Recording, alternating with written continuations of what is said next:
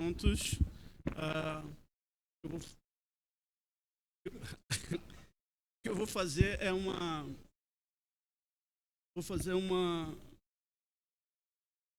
introdução sumaríssima, dado tentado da hora, 6h30 já.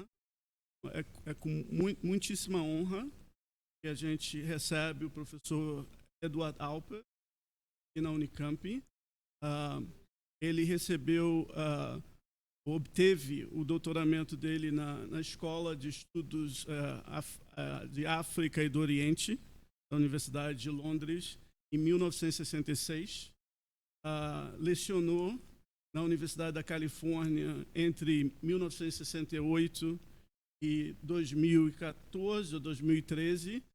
Antes desse longo período na Universidade da Califórnia, ele já tinha sido professor na Tanzânia, Dar es Salaam, por 2 anos, entre 1966 e 1968. Foi também professor na Universidade da Somália. Foi professor como visitante em várias outras universidades. Foi presidente da Associação de Estudos Africanos nos Estados Unidos em 1994.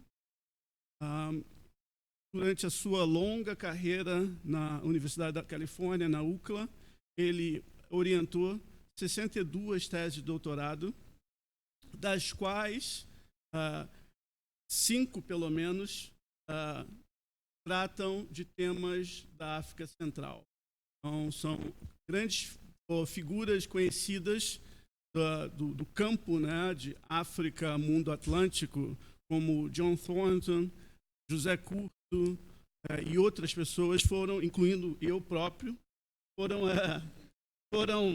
orientadas por ele, que é muito interessante porque a área de especialização dele é o Oceano Índico. Um livro clássico, que saiu em 1975, que é Marfins e Escravos, Padrões de Comércio de Longa Distância na África Oriental. Mais recentemente, ele publicou, um dos muitos livros que ele publicou recentemente é O Oceano Índico na História Global, 2011. Eu estava, tem alguns minutos, dando uma olhada na página dele na academia.edu, onde tem muita coisa ali que pode, eu já fiz isso várias vezes, pode fazer o download. E desde que ele se aposentou, entre aspas, né, foram pelo menos 11 artigos. E hoje, conversando com ele, foram 3 livros editados nos últimos 4 anos. Então, é uma produção intensa, mesmo após a suposta aposentadoria. Como já ficou mais ou menos claro nessa pincelada geral que eu estou dando aqui, a área de especialidade é o Oceano Índico, tratando sobretudo de temas de comércio de longa distância, mas muito para além da questão do negócio, digamos assim, do business. Tem muito a ver também com formação identitária, tem muito a ver com a questão da memória da escravidão, tem muito a ver das conexões que são múltiplas através do Oceano Índico. E é esse Oceano Índico que o professor Alpers vai nos apresentar hoje. Ele próprio me corrigiu quando eu disse que seria uma introdução ao Oceano Índico. Ele disse que no Brasil já se faz. Então, ele vem então para participar de um diálogo, de uma produção que já é múltipla no Brasil, muito diversificada, e na qual já existe essa componente do mundo índico, mas ele vai acentuar isso ainda mais. Então, é com muito prazer que eu faço essa pincelada geral num currículo que, se eu fosse de fato mergulhar, levaria muito mais tempo.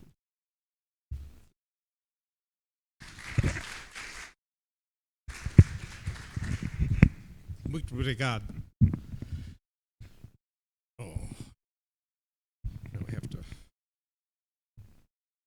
Está bem? Está bem? Ok. Devo agradecimentos ao Lucilene, Reginaldo e Ronaldo, convidados para apresentar esta conferência deste seminário. Honrado.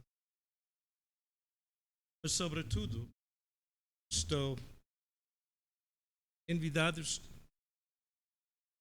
para traduzir as minhas palavras de inglês a português para esta conferência. Não.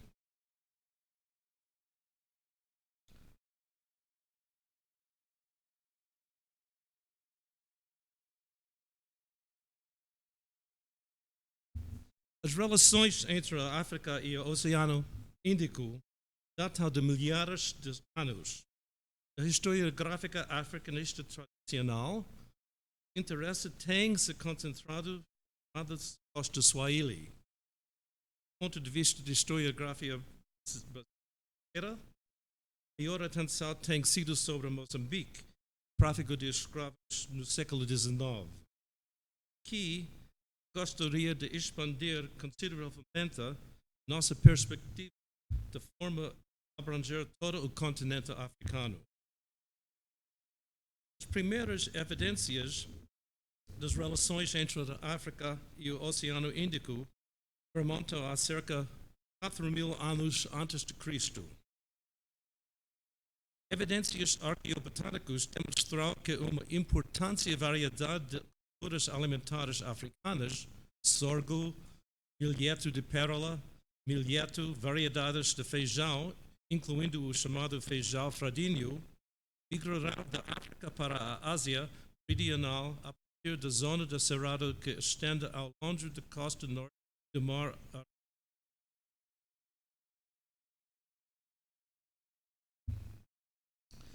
Este ecossistema surgia em torno do século 22 a.C., quando mudanças climáticas produziram um ambiente mais seco e são documentados em sítios arqueológicos dos séculos 19 até 13 a.C.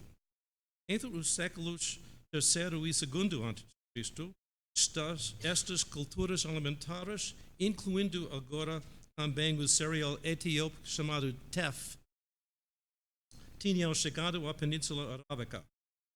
No sentido contrário, foi também neste período que o millet comum, um cereal de origem chinesa, migrou do sul da Ásia para o nordeste da África. Estudos de genética indicam ainda que a contribuição alimentar mais importante da Índia nestas trocas foi o gado zebu, aqui em Brasil, cuja migração para a África se deu através de um longo arco temporal e por via marítima.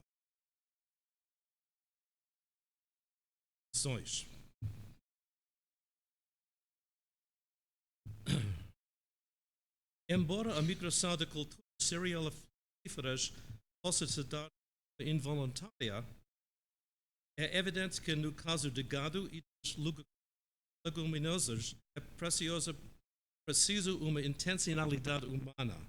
No entanto, não sabemos quem exatamente esteve por este processo e nem podemos precisar as rotas terrestres as quais eles viajarão. O que sabemos é que tais migrações das culturas alimentares e animais são um testemunho das significativas trocas econômicas entre os povos da África Oriental e o oeste da Índia. Por fim, não podemos esquecer que o movimento marítimo a partir da Índia colocou em marcha uma migração não intencional para a África de animais tais como vários tipos de ratos e uma variedade de ervas daninhas. A evidência escrita mais antiga das conexões entre a África e o Oceano Índico é o Guia Comercial Anônimo, escrito no primeiro século depois de Cristo, intitulado O Périplo do Mar da Eritreia. Escrito em grego do período alexandrino, o périplo fornece detalhes sobre o comércio em várias regiões, desde o Mar Vermelho, ao redor da Chifre da África, até o Rabo do Porto da África Oriental, de localização permanente desconhecido e que provavelmente se situava em algum ponto da costa da moderna Tanzânia continental.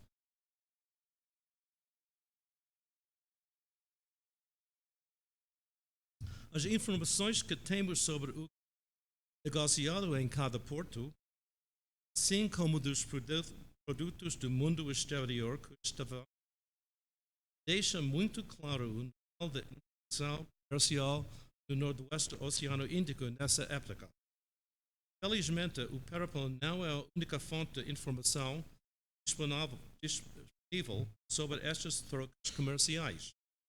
Pesquisas arqueológicas egíptico-berenike que floresceu durante os séculos da era revelarão vestígios de produtos comerciais vendidos em vários pontos do Oceano Índico, reservados devido a condições secas do deserto costeiro.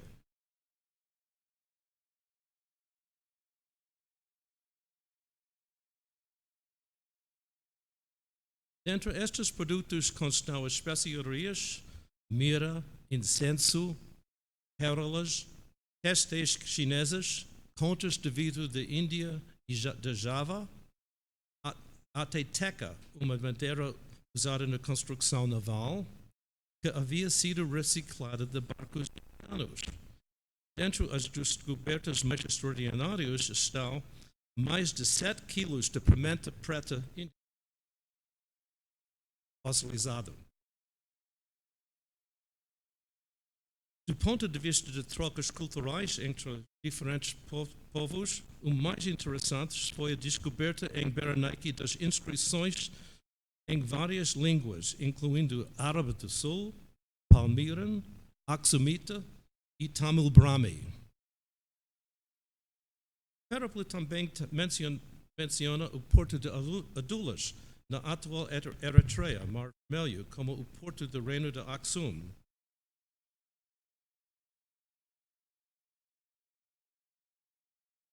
Muito provavelmente, inscrições de língua aksumita descoberta em Berenike foram obra de marinheiros abissínios vindos de Adulas. Por vários séculos, Adulas ligou a Etiópia como o sul da Península Arábica e o Oceano Índico. Foi também o ponto a partir do qual Aksum lançou seus exércitos para conquistar o sul da Península Arábica no século III. Por 2 séculos, Aksum manteve uma estreita conexão política e cultural com o sul da Península Arábica.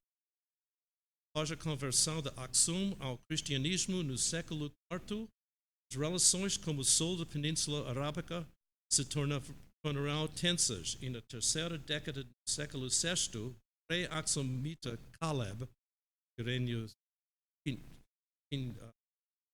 500 a 540, apoiada por uma frota bizantina, infligiu uma retumbante derrota militar ao soberano judeu, então no poder na Península Arábica.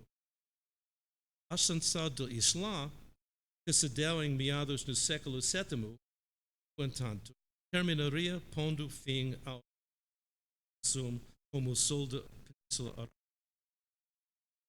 Por volta do século X, a expansão palatina do Islã, primeiro para as ilhas Dalek ao largo da Eritreia e depois para as terras baixas do nordeste da África, isolou cada vez mais a Etiópia do mundo do Oceano Índico. As ilhas Dalek são muito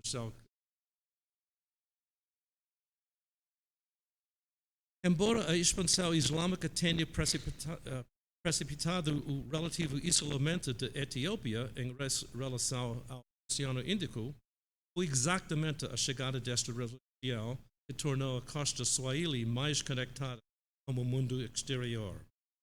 A revitalização do comércio no noroeste do Oceano Índico, que seguiu a expansão do Islã, ligou a costa oriental da África Oceano Índico e agora islâmico, em plena expansão. Segundo as mais recentes pesquisas arqueológicas, a evidência mais antiga de Islã na costa Swahili foi a existência de uma mesquita do século VIII em Xanga, no arquipélago de Lamu, na costa norte de Kilwa.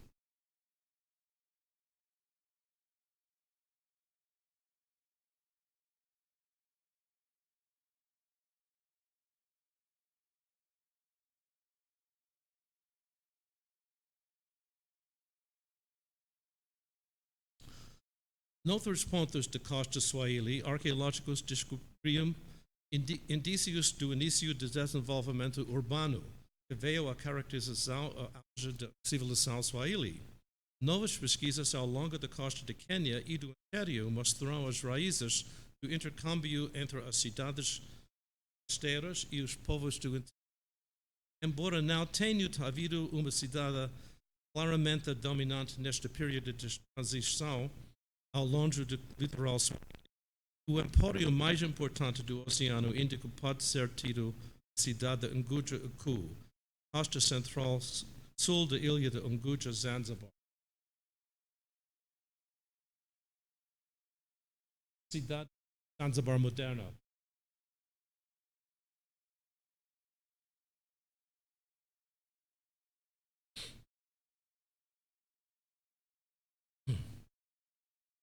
Esta cidade aparece com destaque num peculiar mapa retangular do Oceano Índico no século XI, chamado Livro de Curiosidades, que foi publicado no Egito Fatímida. É o Unguja, que é o nome swahili da ilha de Zanzibar, central da Zanzibar.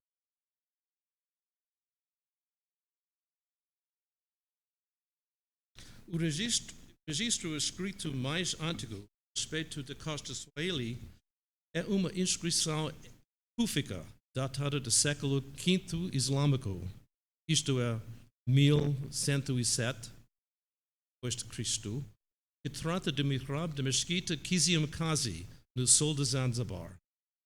Este mihrab foi esculpido por artesão sirafi importada de Siraf, na costa do Golfo Pérsico. Isto é,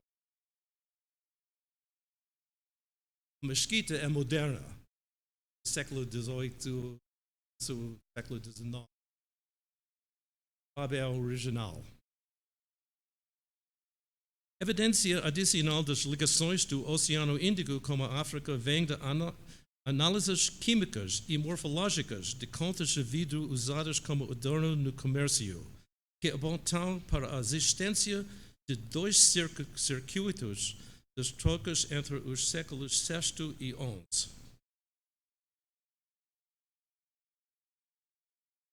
O primeiro destes circuitos se centrava no norte do Oceano Índico e tinha como base contas fabricadas no antigo porto de Mantai, no Sri Lanka, como uma base de produção menor do Iraque e Irã, de onde as contas saíam via Tailândia para Mantai e daí para a África Oriental.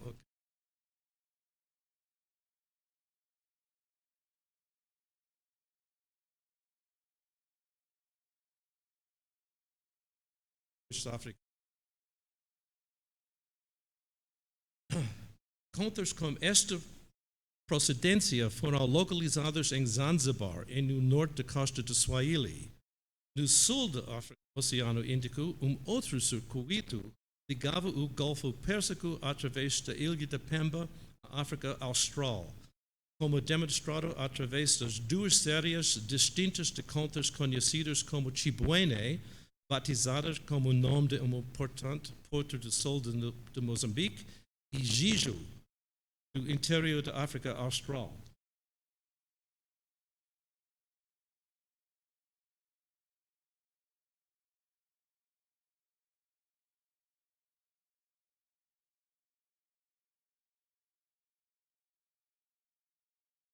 Interior da África.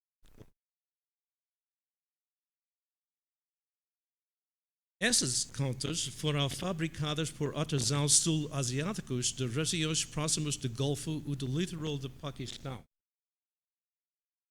Costa Macron. Este circuito fizeram parte comerciante de Siraf e Sohar em Oman. Outra indicação da importância desta rota comercial vem das escavações do Império de Sharma, no Iêmen.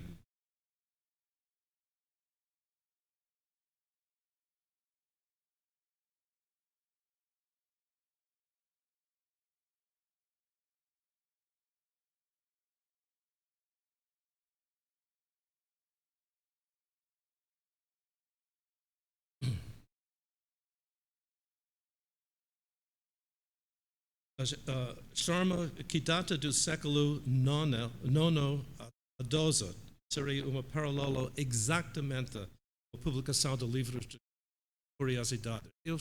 É uma muita atividade comercial no período de dominação fatímida do Egito. Sharma, sem dúvida, surgiu em resposta ao declínio de Siraf após o grande terremoto do ano 977, século X.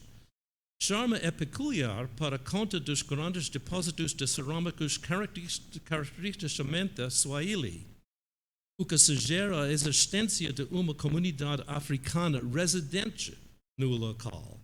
Neste sentido, o único paralelo seria Mtambo-Mku, na ilha de Pemba, onde também existem depósitos de cerâmicos que também são caracteristicamente Swahili. Por conta destas evidências, importante arqueólogo costeiro, Mark Horton, acredita que devemos considerar Sharma como uma extensão do corredor Swahili, uma encruzilhada que o ligaria ao Mar Vermelho, Golfo.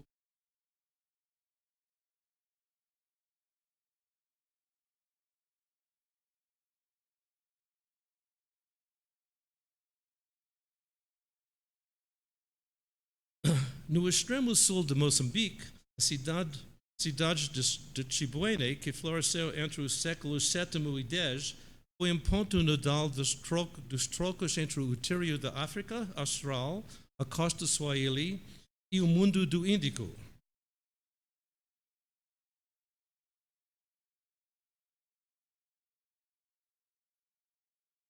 As informações sobre o comércio do ouro e marfim de Sofala, a designação árabe para o sul da costa de Moçambique, na obra do escritor iraquiano Al-Masudi, que foi escrita por volta do século X, fornece vívida confirmação literária de que é revelado por escavações arqueológicas, revelando o grau de integração entre a África e o Oceano Índico.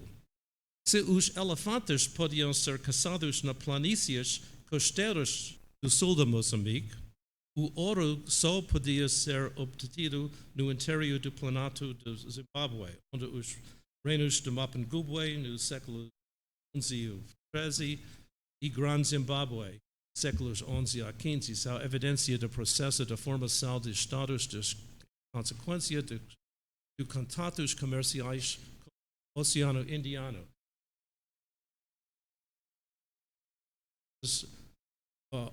Áreas aurofíceras de ouro.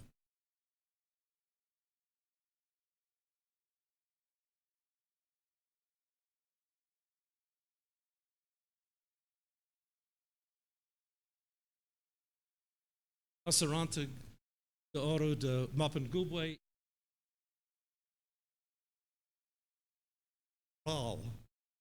de Zimbábue Grande. Embora o nível de conhecimento histórico sobre circuitos comerciais entre o Golfo e o sul de Moçambique sejam sólidos, ainda carecemos de uma noção clara de outros circuitos, incluindo os circuitos de Manté, em Sri Lanka, sobre o qual o pouco que sabemos advém primeiramente das pesquisas arqueológicas sobre as já referidas contas de vidro. Quem eram os comerciantes que transportavam as contas de Manté para a África Oriental? Eram ilhas árabes do Golfo? Migrantes do sul da Ásia? Uma possibilidade intrigante, e apresso-me a afirmar que é apenas uma hipótese muito provisória, é que eles podem ter sido austronésios, uma sugestão que nos leva à questão ainda não resolvida do assentamento humano de Madagascar. É geralmente aceito que os estudiosos que a primeira onda de assentamento humano de Madagascar ocorreu a partir de meados do século VIII depois de Cristo. No entanto, essa tese continua sendo altamente controversa, apesar de tentadoras evidências fragmentárias sobre a presença humana, pescadores e forageiadores em Madagascar há milhares de anos atrás. Tal hipótese tem vários problemas, de modo que o consenso geral é que a ocupação humana só começou para a volta do século VIII. Na base dessa indicação está o malgache, a língua de Madagascar, que não é parte da família das línguas bantu, que domina toda a África Austral, mas uma língua malaio-polinésia ocidental, parte um tronco linguístico maior de línguas austronésias, faladas nas ilhas do Sudeste Asiáticos e do Pacífico.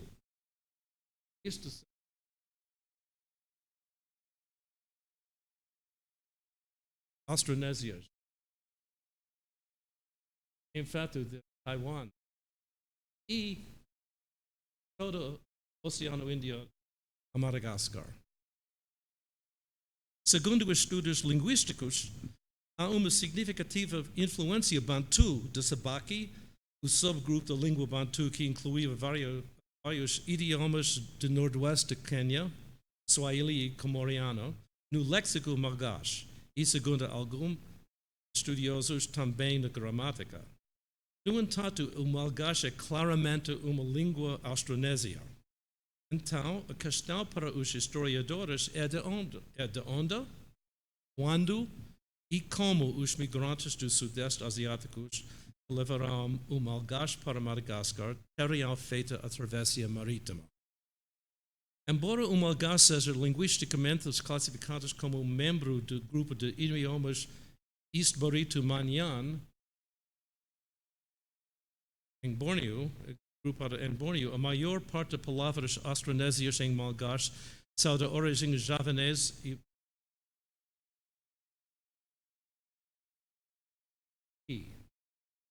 este passo de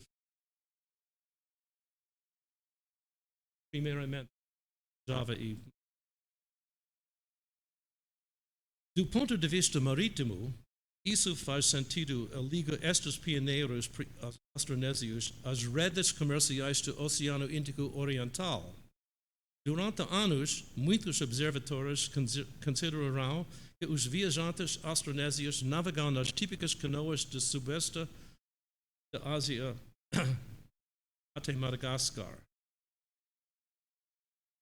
De fato, a propagação das canoas com estabilizadores individuais e duplos no Oceano Índico, Sri Lanka e o sul da Ásia até a costa leste africana, Comoras e Madagascar, tem sido tomada como uma evidência indireta de apoio a esta teoria, bem como uma evidência de uma rota costeira da Indonésia para Madagascar.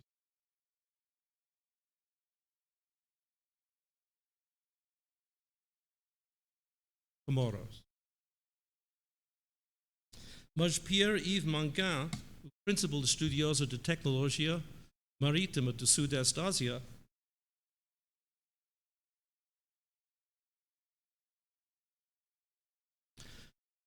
creio que os viajantes austronésios usarão barcos de comércio de grande envergadura em vez de canoas com estabilizadores mais simples. Isto é resulta da arqueologia marítima do mar, do oceano. Estas são a engenho holandesa do século XVII. Mesmo tipo de grandes barcos de Java. Infelizmente, há poucas provas precisas para comprovar seja esta rota costeira, seja uma rota direta entre a Indonésia a Madagascar, através das águas centrais do Oceano Índico. Fica a pergunta: se os pioneiros austronésios se estabelecerão em Madagascar, seguirão a rota costumeira das monções do Oceano Índico, que transportava marinheiros da Arábia e do sul da Ásia para a África? Porque não há praticamente nenhuma evidência da sua presença ao longo da costa Swahili. Estudos de materiais genéticos das populações modernas de Madagascar e Comores indicam uma herança genética africana e do sudeste da Ásia, tanto no lado feminino, mitocondrial, e masculino, cromosômico Y. Embora estes resultados não sejam abrangentes, eles sugerirão fortemente que os colonos regionais de Madagascar já eram uma população afro-austronésia. Se assim for, a questão é quando e onde essa mistura genética ocorre. É nas mais recentes pesquisas de arqueobotânica que podemos encontrar mais detalhes desse processo. As informações de arqueobotânico sugerirão que os colonos do Sudeste da Ásia teriam levado consigo culturas agrícolas asiáticas quando viajaram para a África.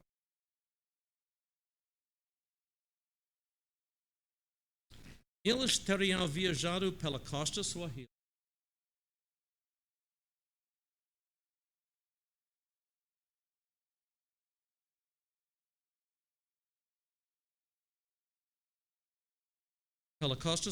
mas as culturas agrícolas asiáticas são, contudo, raras em sítios arqueológicos da costa Swahili antes do século XI.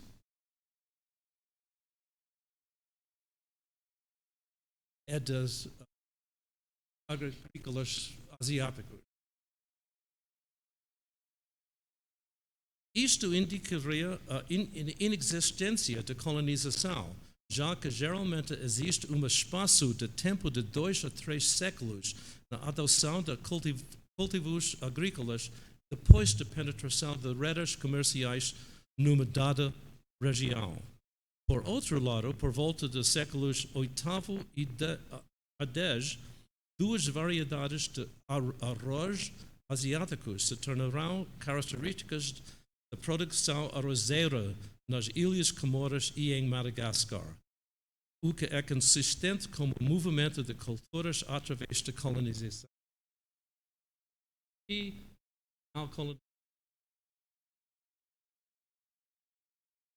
colonização. Além disso, o aparecimento destas culturas nas Comores confirma a hipótese de uma colonização indireta de Madagascar a partir das Ilhas Comores. Então, primeiramente as Comores e depois a Madagascar do Nordeste.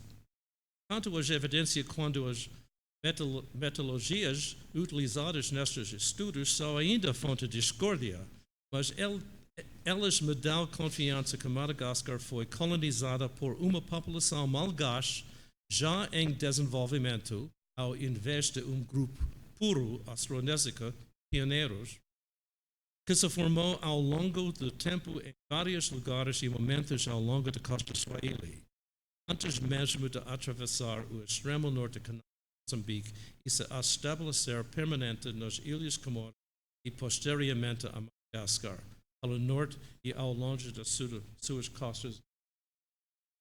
A cidade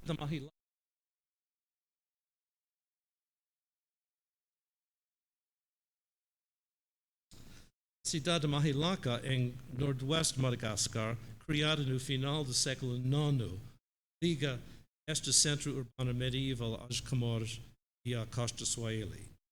Uma última questão que permanece sem solução é como os africanos de língua bantu foram incorporados e linguisticamente integrados na população malgache.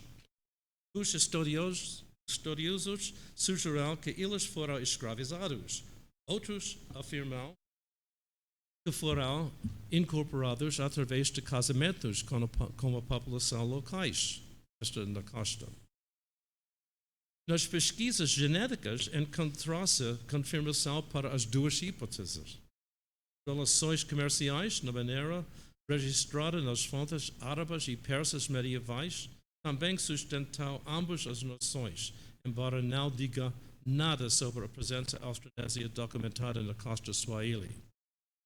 De acordo com o escritor persa Buzurg ibn Shahryar, morto em 1009, em seu livro das Maravilhas da Índia, por volta do século X, uma enorme frota de pequenos barcos de wak-wak, provavelmente de Madagascar, atacou uma cidade morada em Kanbalu, provavelmente o sítio de Mkambu Pemba, em busca de bens e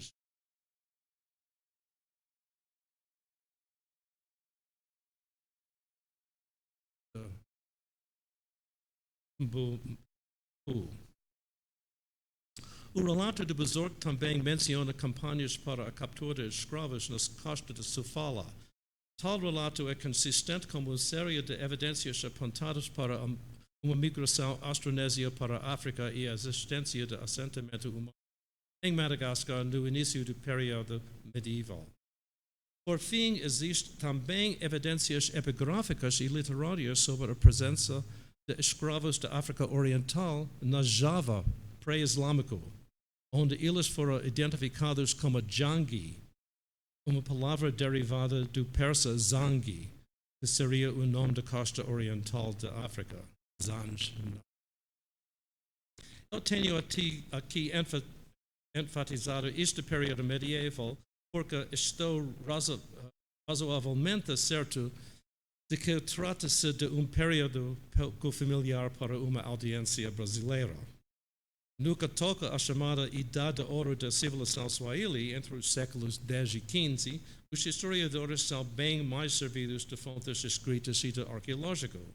A famosa Grilla, diário de viagem do jurista marroquino Ibn Battuta, que visitou as grandes cidades-estados Swahili de Mogadishu, Mombasa e Kilwa Kisawani em 1331, não deixa dúvidas de que a costa africana, após séculos de islamização e muitas seitas dissidentes, agora era firmemente Sunni-Shafi.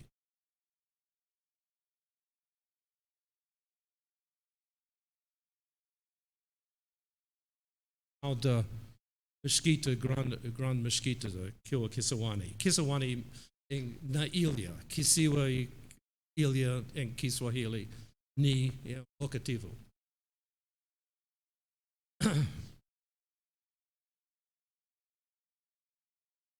Por volta do século XV, Kilwa, que enriqueceu dominando o comércio de ouro do sul por meio de assentamentos que eram subordinados na ilha de Moçambique e Angoche, se encontrava em declínio. E a sua rival, Mombasa, tinha emergido como a mais poderosa cidade-estado costeira. Esses desdobramentos políticos eram, no entanto, apenas parte de uma incorporação de muito maior envergadura da África Oriental costeira ao Oceano Índico. Marfim africano, ouro, ferro, paus de manga, chamado boriti em Kiswahili, búzios, cristal de rocha e escravos, entre outros bens, eram constantemente usados como moedas de troca para a compra de testes indianos, conchas de vidro e cerâmica persa e chinesa. Uma consequência dessa vasta rede comercial foi o estilo estreito da arquitetura do Golfo, imposto pelo emprego extensivo dos paus de manga no leste africano. E o e tem as raízes aéreas.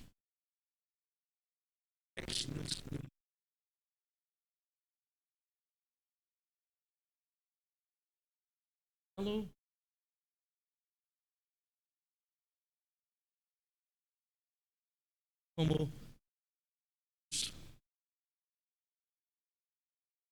as casas Golfo. Então, é uma estreita limitadas de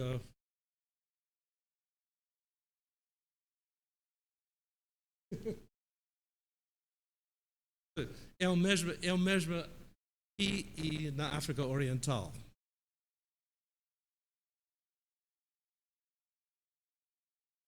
Estes eram usados como as vigas na Península Arábica, na Pérsia, ambos pobres em madeira de construção, madeira ou da África Oriental ou da Índia Ocidental. Outra consequência foi a presença de africanos nos principais empórios comerciais do Índico. Segundo a Suma Oriental, escrita pelo português Tomé Pires em 1515, em Cambay, o entreposto de Gujarat, que dominava o comércio do Oceano Índico Ocidental, podiam-se encontrar mercadoras de Abissínias, Kilwa, Mogadishu, Malindi e Mombasa. Em Malaca, o porto comercial mais importante do sudeste da Ásia Marítima, os comerciantes incluíam abissínios, homens de Kilwa e Malindi.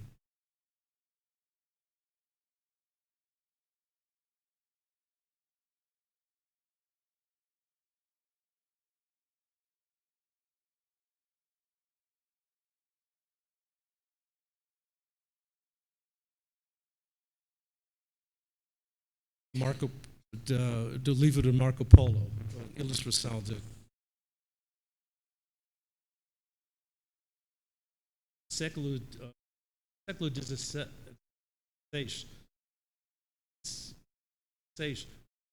na Malaca portuguesa. Viajante italiano contemporâneo também observou comerciantes abissínios em Calicut, o empório principal na costa de Malabar.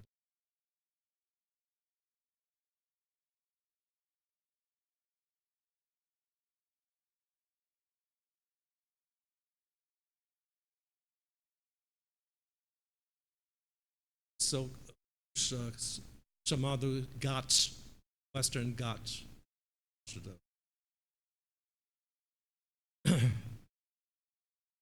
Outra consequência foram populações de africanos escravizados na Arábia, Pérsia, sul da Ásia, ilhas sudeste da Ásia e China. É sabido que desde tempos antigos, limitado número de africanos era vendidos como escravos, seja em virtude de escravidão comercial ou em função de guerras. Mas não parece ter existido comunidades expressivas de africanos escravizados no Índico no período inicial de contatos entre a África e o Índico. Por exemplo, não há menção de escravidão ou tráfico de escravos a partir da África no Périplo. Talvez o registro documental mais antigo seja o caso de Bilal bin Rabah al-Habashi, ex-escravo de Meca que foi nomeado pessoalmente pelo profeta Maomé para ser o primeiro muezzin de Islã.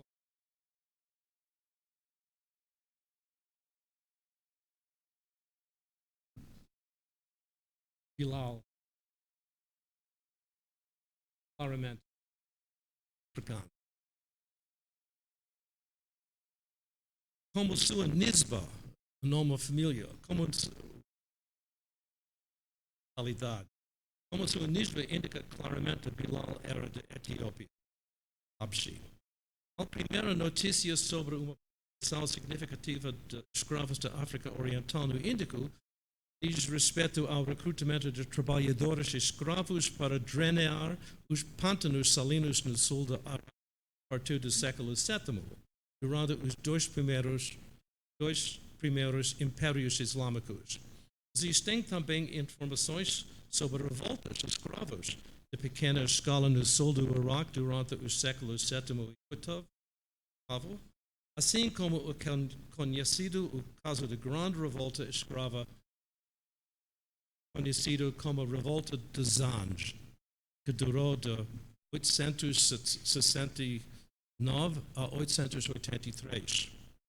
Neste movimento de oposição à exploração de Abbasid, participarão não só escravos da costa oriental da África, região designados para árabes como Zanj, como também africanos livres e escravizados do nordeste da África. O líder da revolta foi um árabe livre, cuja avó era uma concubina indiana, um grupo misto. Uma consequência da revolta dos Anjos foi convencer os abássidas de que não era uma boa ideia concentrar uma força de trabalho servil tão grande e, consequentemente, a escravidão diminuiu por vários séculos depois disso.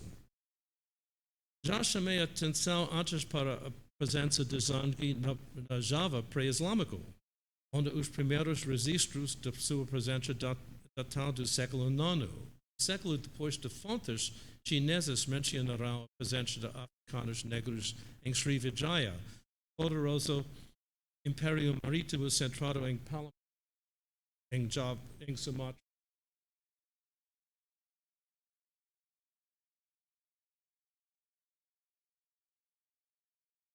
Isto é, Império Srivijaya.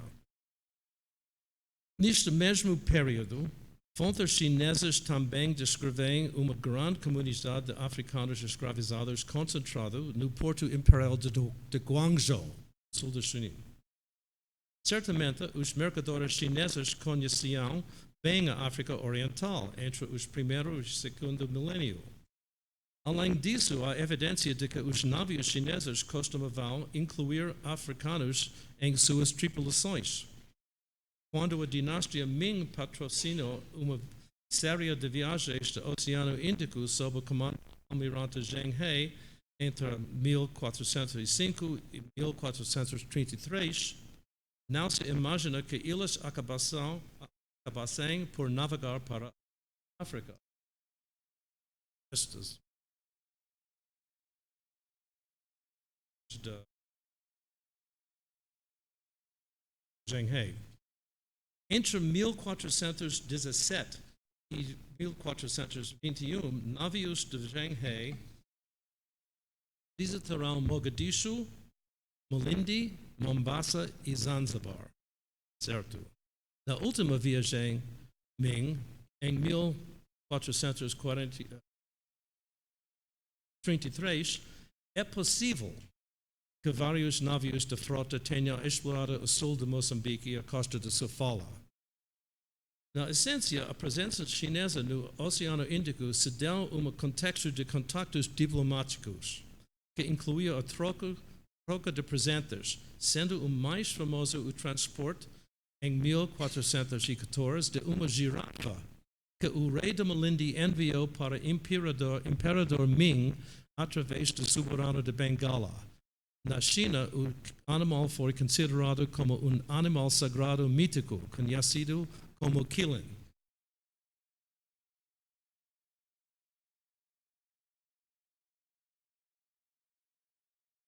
A China. Isto estatuária moderna, mais ou menos, de um Qilin.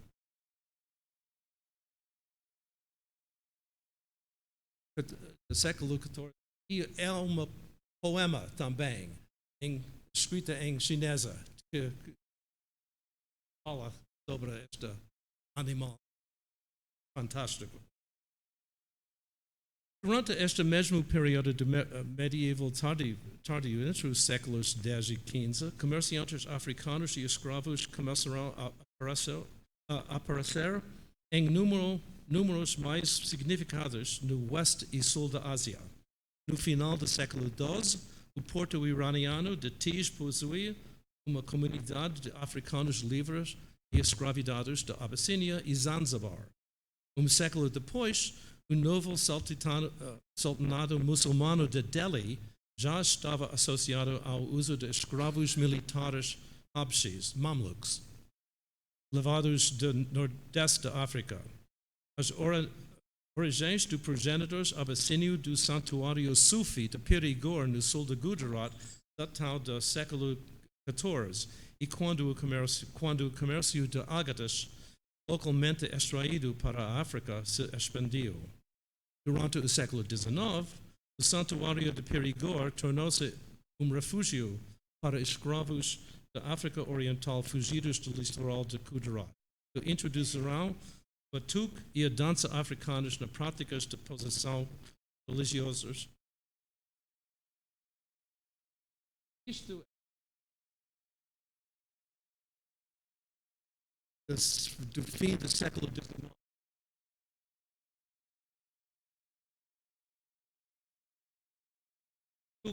Ali, goma, é uma goma com 3 pés.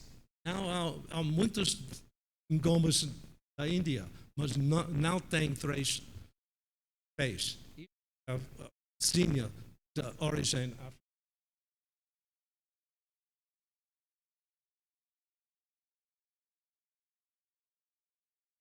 Berimbau.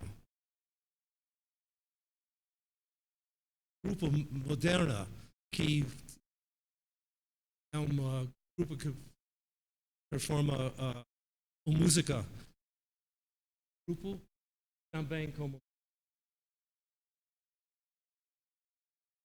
durante as suas viagens para a Índia no século XIV, depois de Kilwa, na pequena cidade hindu de Alpers, Ibn Battuta registrou várias histórias sobre o governador muçulmano, no reino hindu. O influência na direção. O abissínio Badr, escravo do sultão, homem cuja bravura se tornou legendária. Isto é verdade. Quando Battuta partiu mais tarde para o Golfo de Cambay, ele afirma que viajou em navio parecido com galera que tinha total de 50 remadores e 50 soldados abissínios. Estes últimos são os garantidores de segurança no Oceano Índico. Apenas destes em navio seria o suficiente para amedrontar os piratas e idólatras indianos. Em Calicut, quando Ibn Battuta se preparava para navegar para a China, ele observou sobre dos negociantes chineses de dos grandes navios, a junco, chineses lá ancorados. Quando ele vai à praia, ele é precedido por arqueiros e abissínios com dardos, espadas, tambores, trombetas e clarins. Mais de século depois, escravos militares Habshi haviam se tornado parte integrante do governo muçulmano de Bengala. E em 1486, eles tomarão o poder e reinarão até 1494. No planalto Deccan, do sul da Índia, durante as últimas décadas do século, 2 das 4 províncias do reino muçulmano eram governadas por Habshis, enquanto outras serviam como ministro de finanças de sultão. Para compreender as circunstâncias que levaram os Habshis a se tornarem a uma população africana preponderante na Ásia antes de 1500, precisamos apenas olhar para o longo período das guerras religiosas na Etiópia a partir do século XIV, quando a Abissínia cristã, como se chama Etiópia antigamente, procurou expandir-se para o sul e os sultanatos muçulmanos rivais tentarão estender sua influência direção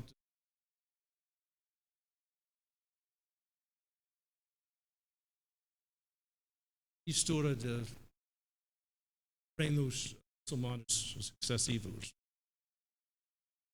2 séculos depois, Tommy Pires relatou tais eventos e observou: os árabes estão em guerra com a Abissínia. No decorrer desta guerra, eles capturam grande número de abissínios que são depois vendidos para os povos da Ásia. Em fato, estes foram não árabes, mas Somali e outros povos do norte da África, as línguas cuxíticas que são islamizados. O ápice desse período de guerra intermitente foi a jihad travada contra o Império Cristão pelo Estado muçulmano de Adal, na primeira metade do século XVI.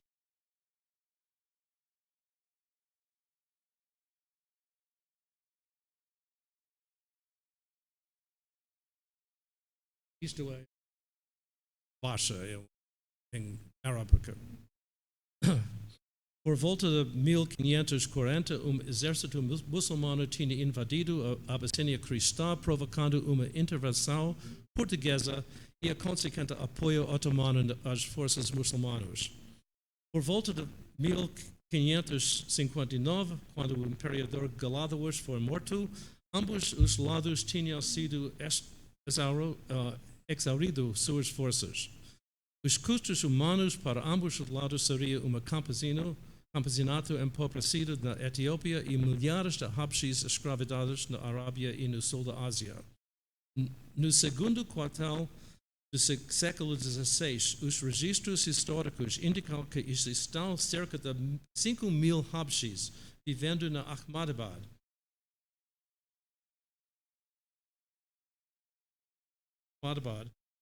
A capital do sultanato de Gujarat. Muitos eram soldados escravos, alguns dos quais ocupavam altos cargos, enquanto outros eram empregados domésticos e trabalhadores. Habshis foram mais proeminentes como soldados escravos, no entanto, nos reinos muçulmanos Deccan de Ahmadnagar, Bijapur e Golconda.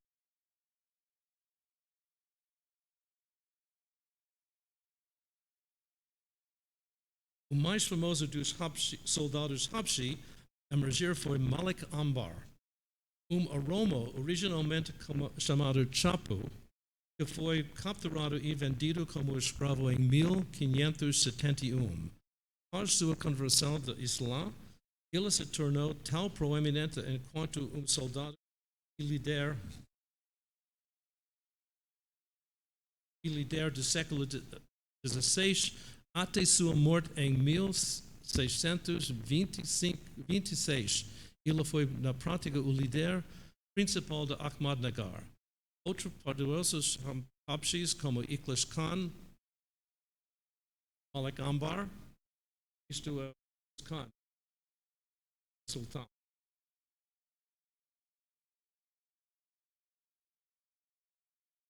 Outros poderosos habshis, como Ikhlas Khan, seguiram seu exemplo como líderes de outros estados decanos do segundo e quarto século. Africanos bantus escravizados, geralmente conhecidos como sidis, foram empregados como trabalhadores domésticos, marinheiros e soldados pelos portugueses. Apesar da proeminência dos escravos soldados nascidos na África e de importantes figuras políticas no início da Índia moderna, a conexão mais importante entre a Índia e a África durante esse período foi o comércio de têxteis indianos. A demanda africana por algodão indiano, em particular, sustentou o comércio de produtos africanos tais como o marfim para a Índia. Os consumidores africanos exigiam variedades específicas de têxteis que tinham forte impacto sobre a produção textil em áreas específicas de Gujarat, Coromandel e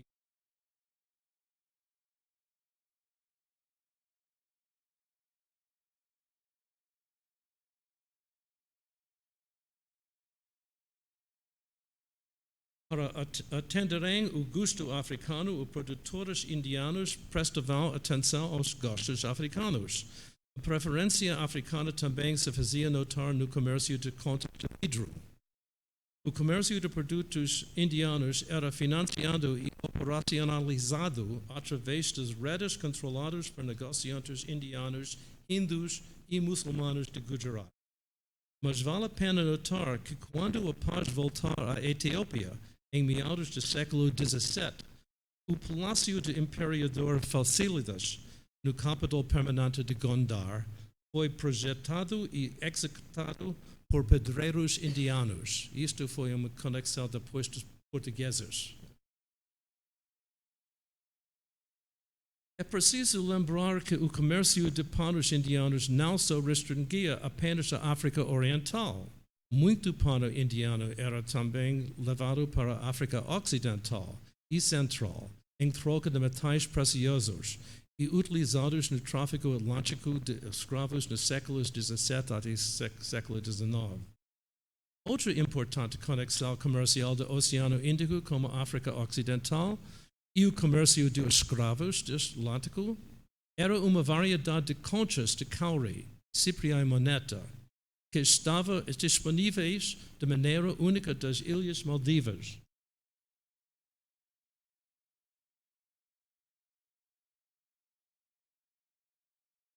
Muito pequenas e quase subágua. Estas minúsculas conchas, que serviam como lastro para navios, eram valorizadas em transações comerciais na África Ocidental, onde eram usados como pequenos trocos. Chegaram pela primeira vez à África Ocidental a partir do Mediterrâneo e através do Saara no século XI. Mas uma vez que os comerciantes europeus perceberam sua importância na economia local africana, eles começaram a ser enviados em grandes quantidades das Maldivas para os portos de comércio de escravos da África Ocidental do século XVII, até serem substituídas por dinheiro europeu no século XX. As conchas também tiveram destaque na África Ocidental como um adorno de vestimento de políticos e religiosos, bem como joias e roupas pessoais.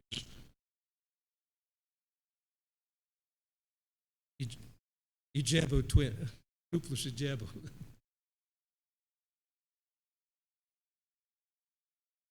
O apelo das conchas de Maldivas vinha de pequeno tamanho, de durabilidade e do fato que eles mantinham uma brancura excepcional.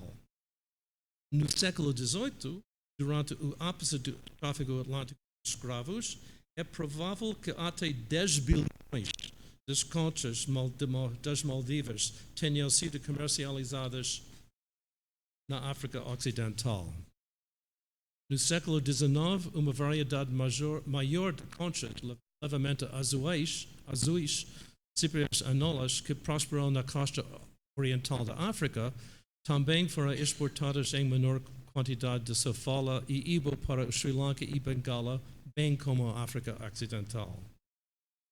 Depois de 2 séculos de violenta dominação da costa Swahili pelos portugueses, o mais importante poder político externo foi o MA, que aliou-se a partidos antiportugueses em Mombasa para expulsar os portugueses da Fortaleza Jesus em 1698. Depois da família Busaid ter assumido o controle do porto de Mascate em 1749, o MA voltou sua atenção para a África Oriental. No meio século de domínio de Said ibn Sultan al-Busaidi, de 1804 a 1856, o governante de Oman lidou primeiro como seu principal rival político na costa de Mombasa e finalmente mudou sua capital de Muscat para a cidade de Zanzibar em 1837. A base econômica da dominação política de Said foi construída a partir de sua estreita aliança com uma grande comunidade de negociantes de Gujarat que ligava a Bombay britânica, a Oman e Muscat e a Zanzibar. Como é bem sabido, Zanzibar se tornou o centro comercial da África Oriental pelo restante do século XIX, estendendo sua presença militar e de coleta de impostos antropós costeiros como Mogadishu, Mombasa, Bagamoyo e Kilwa. Ao mesmo tempo, marfim, escravos e uma ampla variedade de outros produtos africanos eram canalizados do interior para a costa e dali para Zanzibar.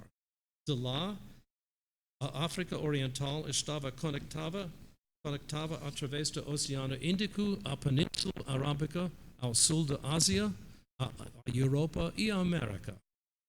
Africanos escravizados eram embarcados da cidade de Zanzibar para portos árabes como Al-Mukalla, Muscat e Sohar.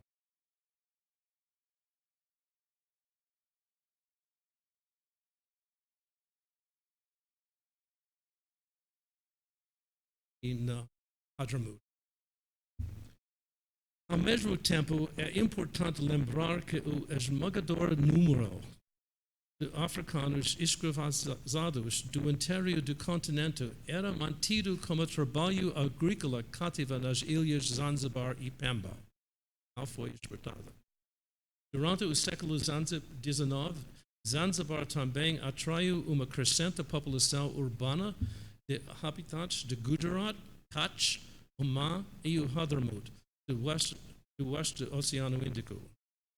Notável impacto cultural de Oman imperial na sociedade swahili foi a introdução de novo conceito para indicar a civilização, o Ustaarabu, em Swahili, o estado de ser árabe.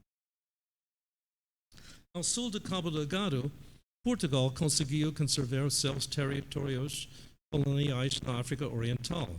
Até 1752, quando Moçambique se tornou governo geral separado e subordinado diretamente a Lisboa, as colônias da África Oriental de Portugal se mantiveram subordinadas à vice-realça da Índia e subordinadas a Lisboa através de Goa.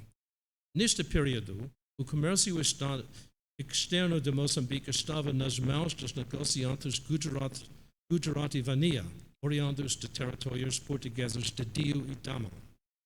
As trocas principais envolviam o marfim africano e têxteis indianos, embora pequeno número de africanos escravizados tenha sido enviado para a África, principal para servir os portugueses numa variedade de atividades.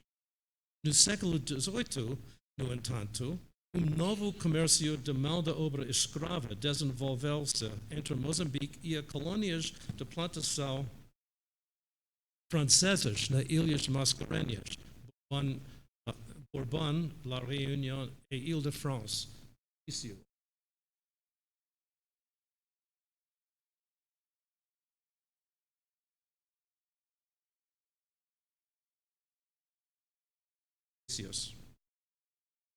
Apesar de ter sido por fim declarado ilegal pelas potências europeias, esse tráfico persistiu até as primeiras décadas do século XIX.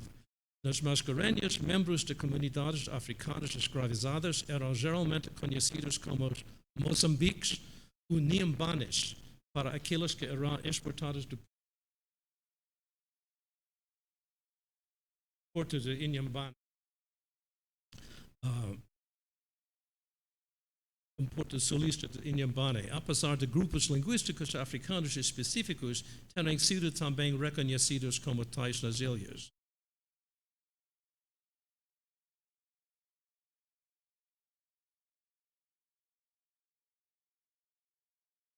Moçambique, 1860 e tanto. Isto União and Inhambane.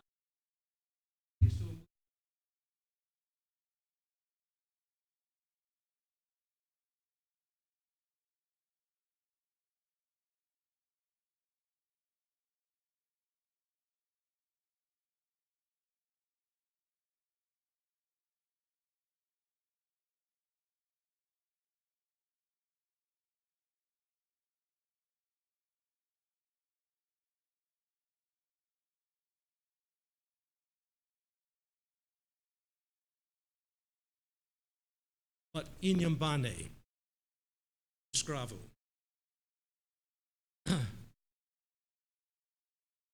Embora ser chamado Moçambique, ainda seja pejorativo na Maurícias, se uma pessoa fosse Moçambique, isso não é mal. Mas a cultura moderna da ilha celebra a forma musical derivada de Moçambique, conhecida como Sega, talvez de Chega, do Val de Zambésia.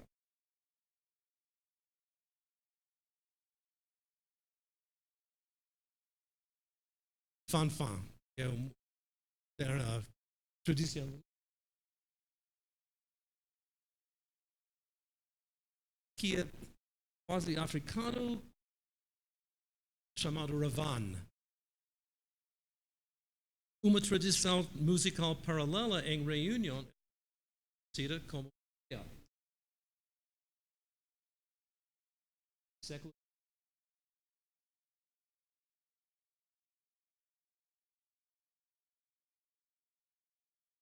XX.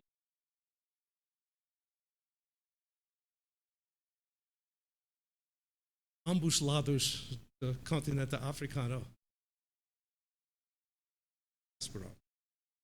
Como a abertura do comércio do Atlântico Sul para o Brasil, o tráfico de escravos em Moçambique aumentou significativamente nas primeiras 3 décadas do século XIX.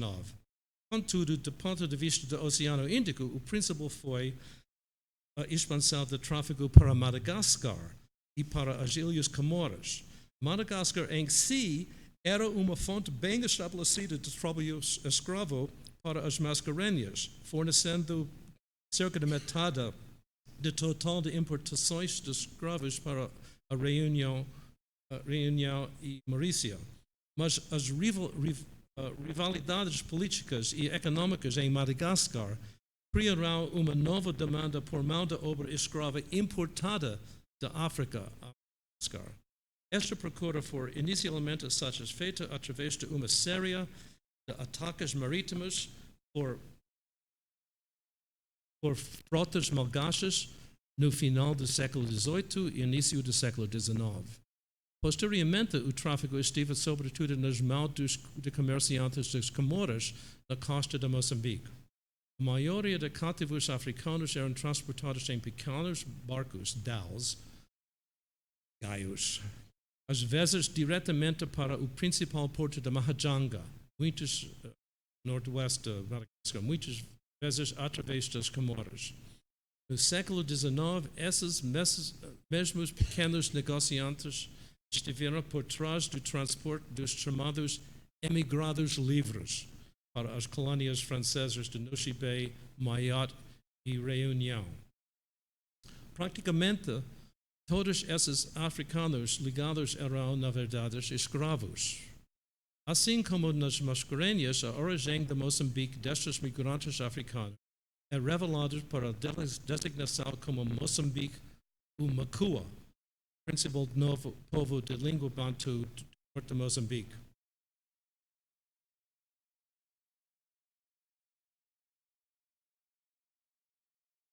Ilha de Mali, cartas postais coloniais.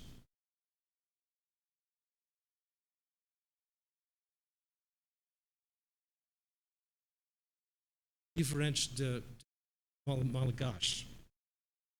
Antes de deixar de lado o século XIX, retornarei brevemente ao nordeste da África, que continuou a fornecer mão de obra escrava através do Mar Vermelho.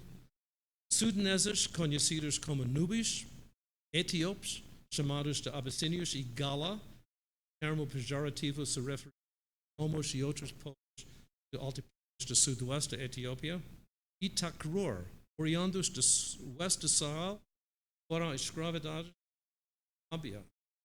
Meca ganhou notoriedade como sua grande população e única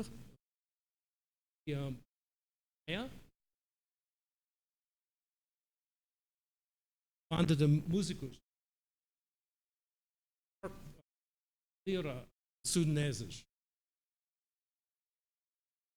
Antes de deixar, um importante patrimônio cultural da presença africana no Oriente Médio, prática generalizada de posição espiritual zar, que deriva do nordeste da África. O crescimento do Hajj durante este período também levou muitos muçulmanos africanos a cruzarem o Sahel, partindo de pontos tão longínquos ao oeste quanto ao Senegâmbia e chegando a portos africanos como Suaquim e Massawa. De lá, os peregrinos embarcavam para o principal porto árabe de Jeddah, o portal de entrada para as cidades sagradas de Meca e Medina. Enquanto a maioria desses peregrinos voltava para casa, alguns que se estabelecerão ao longo da rota do que é hoje o Sudão e outros, geralmente já sem dinheiro ou recursos para a viagem, acabavam por se fixar na Arábia. Durante o período colonial, a maioria das conexões da África como o Índia foram mediadas pelas potências coloniais europeias. De uma forma ou da outra, a maior parte da África Oriental continental caiu sob o domínio britânico. Por causa do papel dominante desempenhado pela Índia Britânica no Índico, o comércio colonial foi dominado pela Índia Britânica e pela Grã-Bretanha. O aspecto humano mais significativo dessa dinâmica foi uma grande imigração de indianos para a África. Além do aumento da presença de homens de negócios, de pequenos negociantes de Gujarat e Kutch, que serviam como um estrato econômico intermediário entre governantes coloniais, os súditos.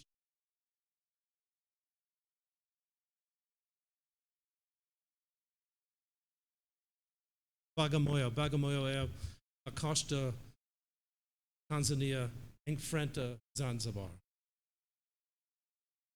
Os britânicos recrutam também trabalhadores punjabis para construir ferrovias na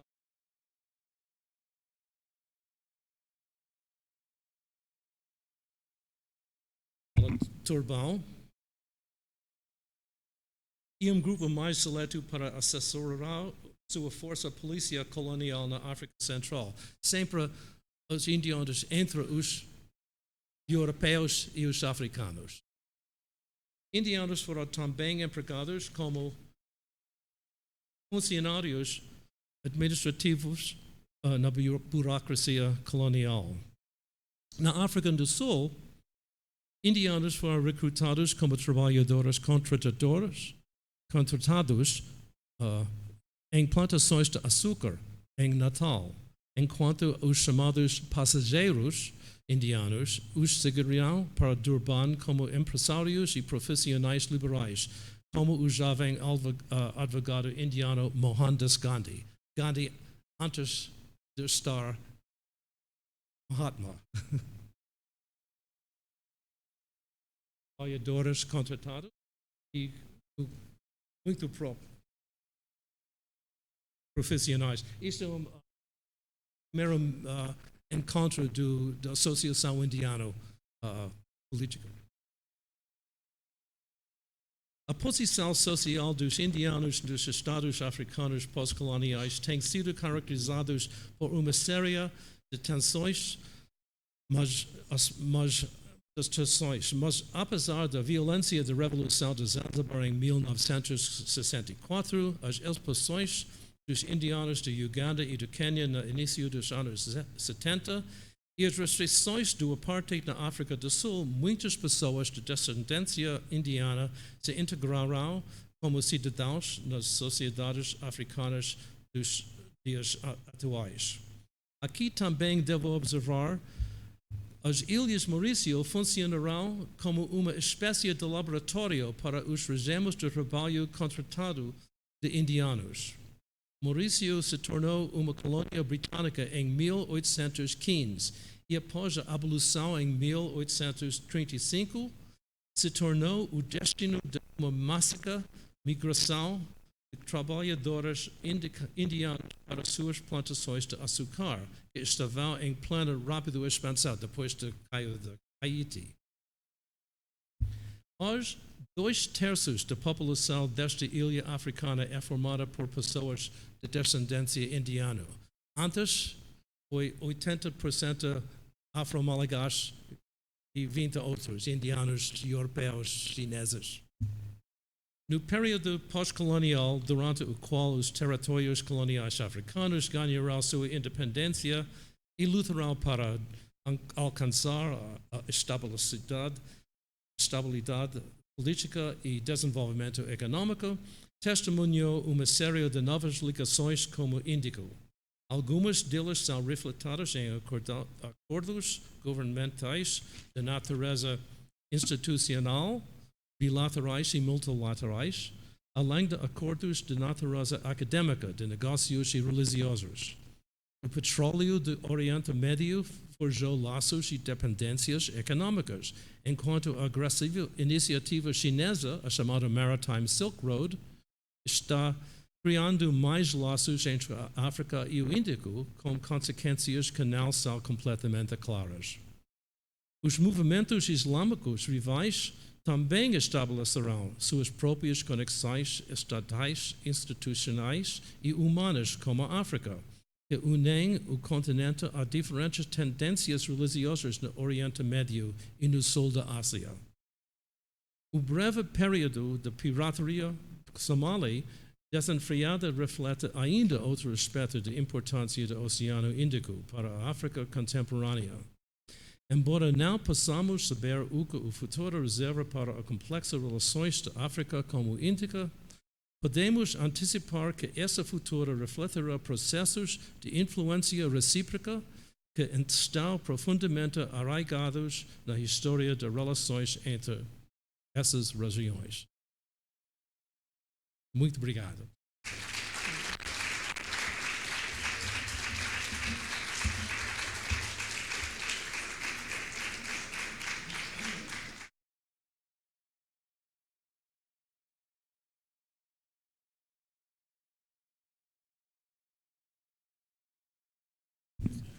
Então, depois dessa conferência maravilhosa, erudita, temos 15 minutos para perguntas da plateia.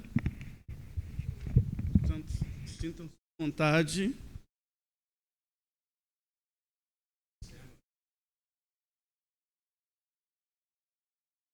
Professora Niclaia.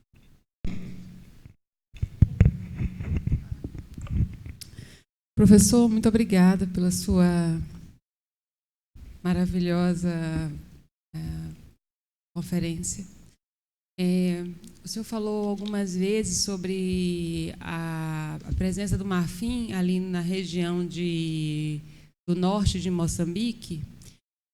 Como o senhor fez aí uma apresentação na longa duração, eu gostaria de saber se o senhor sabe em que momento é que esse marfim da costa oriental começa a ser exportado para as outras partes do Índico.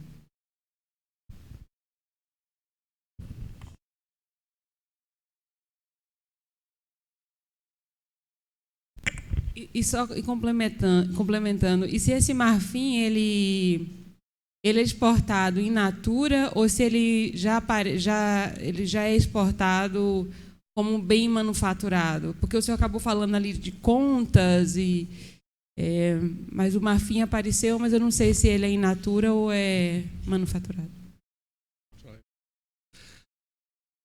O marfim é exportado natural, mas o processo de avaliar o peso é muito difícil, é sempre e todo nas mãos dos gujaratis. No meados do século XVIII, os portugueses 2 vezes tentam cortar o controle dos indianos e depois exportados porque portugueses não conhecem nada do comércio de marfim. O que é interessante são elefantes na Índia, mas o marfim da África Oriental é um diferente animal, mas o marfim é uma sensação fisicamente diferente, mais branco, mais fácil a manufaturar e os centros foi na Gujarat e também em Bengala. E também a China.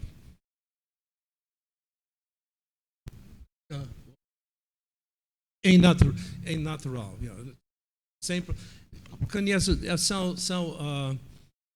não só fotos de Moçambique, mas as fotos de Zanzibar do século XIX, com grandes massas de dentes, elefantes, foi a mesma coisa de Moçambique. Eu não quero monopolizar, não. Eu só vou. Eu conheço o seu livro para o século XIX. Eu queria saber se, nesse período mais cedo, se o senhor consegue perceber essa venda, essa existência de um marfim nessa região da costa oriental para o lado do Índico.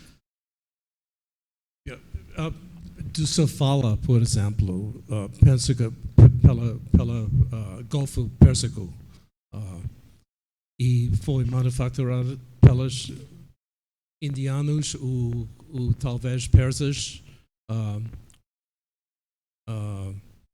África é muito interessante, por exemplo, o termo Guiné, por uma moeda honorífico em inglês é de Guiné, na África Ocidental.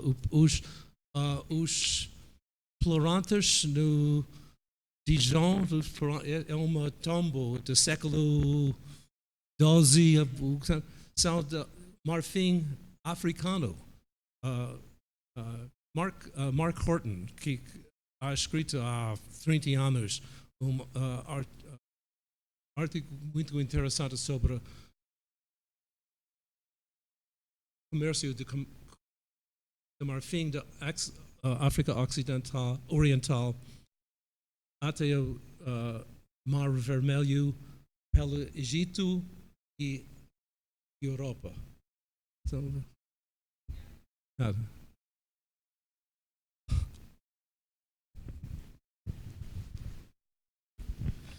Professor, boa noite, muito obrigado. Eu ainda estou profundamente impactado, né? Mas, sobretudo, agradecido, porque o seu trabalho me inspira há muitos anos e é mais do que um privilégio, é um presente poder aprender pessoalmente com o senhor. Agradeço também essa oportunidade que nos foi dada, né, pela organização do professor Roquinaldo e da professora Lucilene. Bom, a minha questão é sobre os CIDs, né? Os CIDs ali na Índia.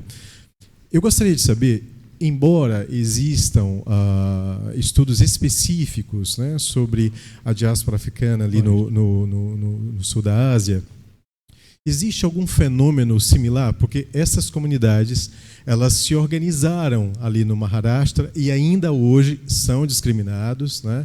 E ainda hoje esses afrodescendentes, dentro da sociedade indiana, né, eles estão quase que como uma subcasta, né? Enfim, mas permanece uma memória, né? Permanece uma cultura, enfim. Eu gostaria de saber se existe algum outro fenômeno, né, similar, ou outras comunidades de CIDs, né, no Sudeste Asiático, nos outros espaços onde o professor fez o mapeamento, né, dessa diáspora. Obrigado. É uma questão muito boa. Os CIDs são um tópico muito interessante e muito contestado. É um povo descoberto pelos historiadores como eu e outros, mas na Ásia Sudeste não conheço, talvez são grupos que foi muito integrada e penso que a memória é escutada. Mas, e agora, na China, por exemplo, são muitos africanos na Índia e na China, é muito mal para o povo com cor preto. Mas na Indonésia,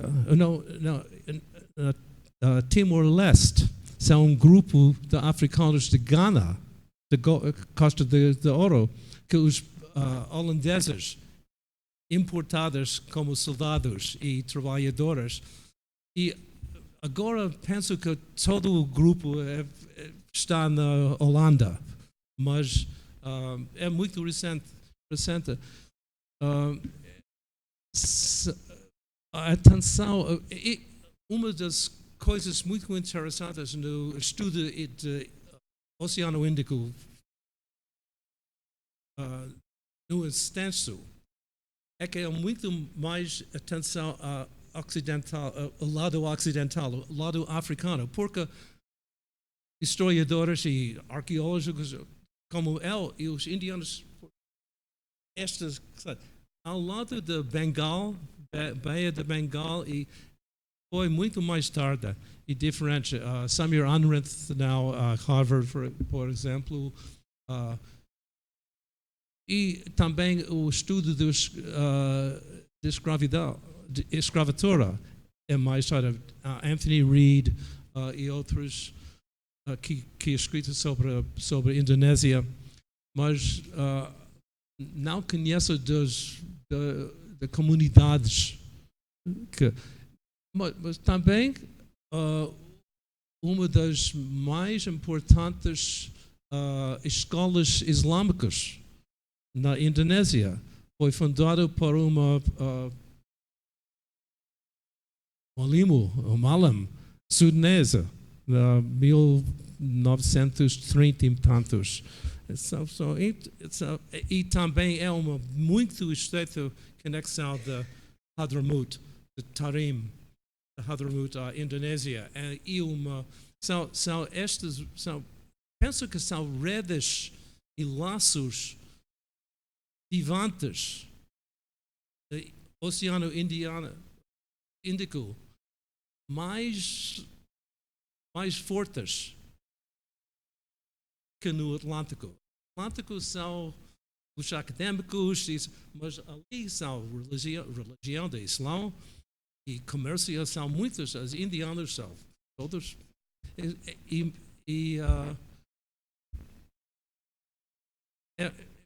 Mas outra vez, outro ponto é os cidis da Ásia do Sul. Isto é um termo. Não, nenhuma conhece que designam. E também é interessante que quando Malik Ambar estendeu seu domínio até a costa e estabeleceu uma fortaleza a Jandira, que fica lá agora, mas esta depois anos foi Sidis, não Habshis. Habshis é um termo não lembrado na Índia. E a Índia tem quase nenhuma recognição da importância dos africanos na história. Só, nigerianos, comerciantes de drogas, and this kind. Nada.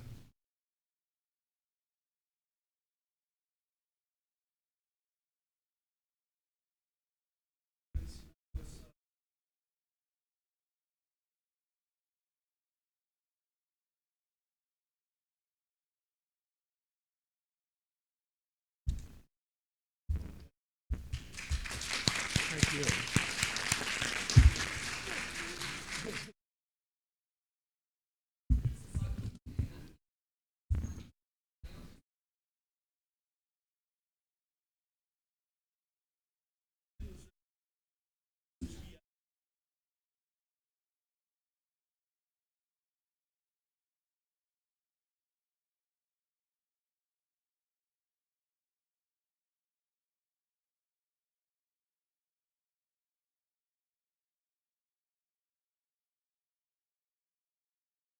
No, I wanted to take out my. Never do, but.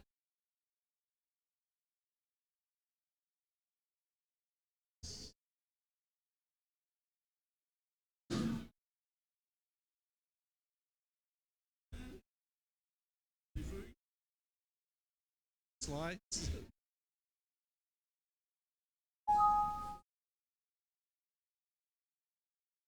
Sorry.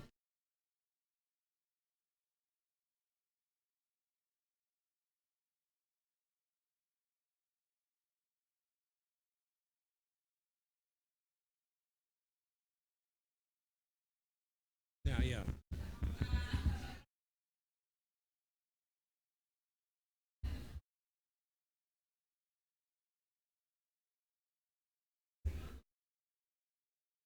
Okay. And then I'll take this out too, which is a secret. I asked. Ok. Muito Não, conferência maravilhosa. muito obrigado. Muito obrigada.